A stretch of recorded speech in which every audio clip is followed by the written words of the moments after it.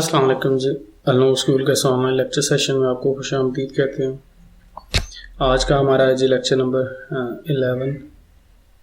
हमने लगभग इस चैप्टर को एंड कर लिया है।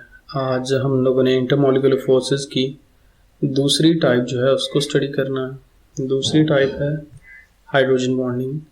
ये क्वेश्चन बोर्ड के पॉइंट ऑफ व्यू से काफ़ी ज़्यादा इम्पोर्टेंट है, लॉन्ग क्वेश्चन के तौर पे आता है और इसमें से जो शॉर्ट क्वेश्चन इम्पोर्टेंट आते हैं उनको भी एंड पे मेंशन कर दिया गया है।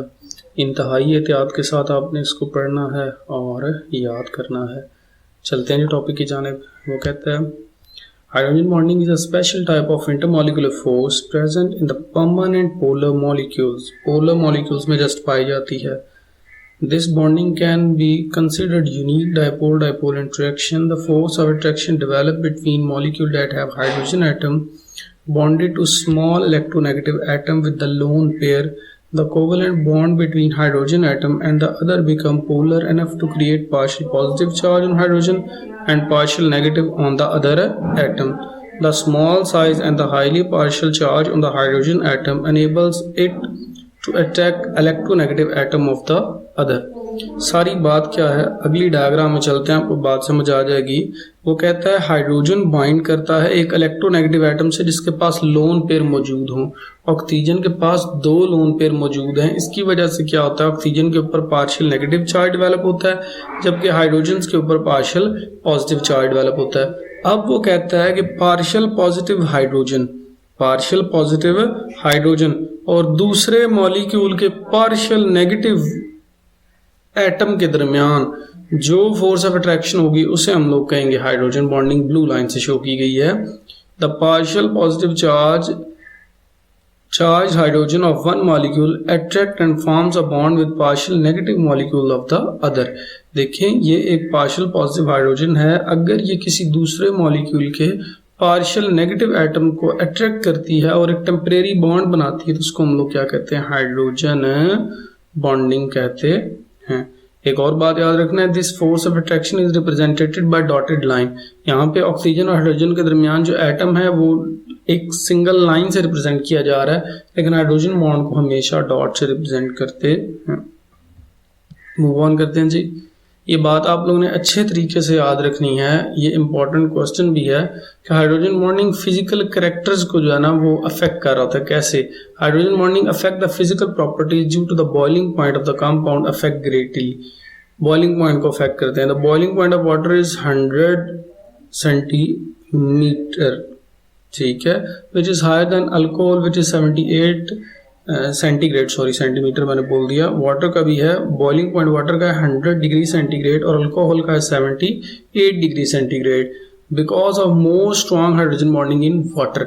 सारी बात यहाँ पे आपको पता चल गई कि हाइड्रोजन जो है, हाइड्रोजन बॉन्डिंग जो है वाटर के अंदर मौजूद है, लिहाजा वाटर का बॉइलिंग पॉइंट ज़्यादा है, जबकि अल्कोहल एक ऑर्गेनिक सब्सटेंस है जिसकी इंटरमॉलिक्यूलर फोर्सेस वीक होती हैं। जब इसकी इंटरमॉलिक्यूलर फोर्सेस वीक होंगी तो इसके बॉइलिंग पॉइंट्स भी पहले से कम होंगे। इंशाल्लाह इस चीज़ को हम लोग अगले चैप्टर के अंदर डिटेल के अंदर पढ़ेंगे, तो लिहाजा आपको ज़्यादा परेशान होने की ज़रूरत नहीं है जी।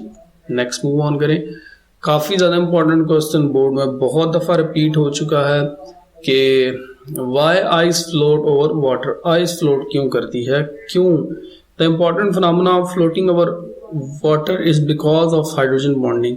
Density of ice is 0.917 gram per centimetre cube. ये सॉरी यहाँ पे गलत दिया गया है, आपकी बुक में यूनिट ठीक होगा। Is less than that of water which is 1। Water का आपके पास डेंसिटी 1 है जबकि आइस की डेंसिटी 0.917 है। और हमें ये चीज़ पता है कि जिस चीज़ की डेंसिटी कम होती है वो फ्लोट करती है।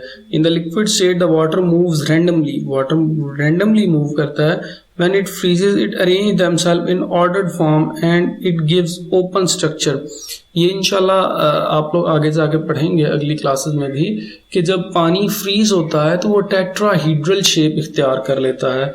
जो टेट्राहीड्रल शेप होती है उसमें एम्प्टी स्पेसेस, खाली जगह मौजूद होती हैं, यानी कि पानी अमूमन फैल जाता है। जिस तरह सिंपल सी आपको बात बता रहे हैं, आज एक सिंपल सा एक्सपेरिमेंट घर में करके देख सकते हैं कि अगर आप फ्रिज के अंदर पानी को रखते हैं फ्रीज होने के लिए, और जब आप उसको अपने उस बर्तन को बाहर निकालते हैं तो अमूमन दरमियान में से बर्फ उभरी होती है, ठीक है। अब जब आपने पानी रखा तो पानी ऊपर से प्लेन था, लेकिन बर्फ जो है वो सेंटर से उभरी हुई थी।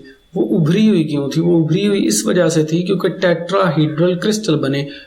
वाटर ने का जो वॉल्यूम है वो बढ़ा, ठीक है, उसने फैलने की कोशिश की और उसकी डेंसिटी क्या हो गई? 0.917, यानी कम हो गई वाटर से, लिहाजा वो क्या करेगा? फ्लोट करेगा। उम्मीद है कि आपको बात समझ आ गई होगी। 4 क्वेश्चन बनते हैं। हाइड्रोजन बॉन्डिंग क्या है? पढ़ चुके हैं। हाइड्रोजन बॉन्डिंग फिजिकल कैरेक्टर्स को कैसे अफेक्ट करती है? पढ़ चुके हैं।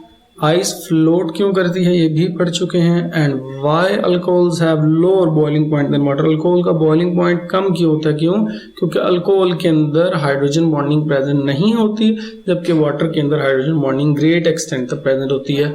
अल्कोहल में, लोअर अल्कोहल में प्रेजेंट होती है हाइड्रोजन बॉन्डिंग बहुत कम, लेकिन हायर अल्कोहल में तो बिल्कुल हाइड्रोजन बॉन्डिंग मौजूद नहीं होती। आपने सिंपल आंसर 4th क्वेश्चन का करना है कि alcohols have less hydrogen bonding as compared to water, so they have lower boiling point। उम्मीद करता हूँ कि आपको बात समझ आ गई होगी। काफी इंपॉर्टेंट टॉपिक है, ध्यान देना है। टेस्ट योरसेल्फ के क्वेश्चंस भी हम लोगों ने यहाँ पे डील कर ली हैं। अगर आपका कोई क्वेश्चन बाकी हो तो वो आप पूछ सकते हैं। नेक्स्ट हम लोग कल इस चैप्टर को कोशिश करेंगे ख़त्म करने की। अपना बहुत ख्याल रखें, इसको अच्छे तरीके से पढ़ें। अल्लाह पाक आप सबका हामी और नासिर हो। अल्लाह हाफ़िज़।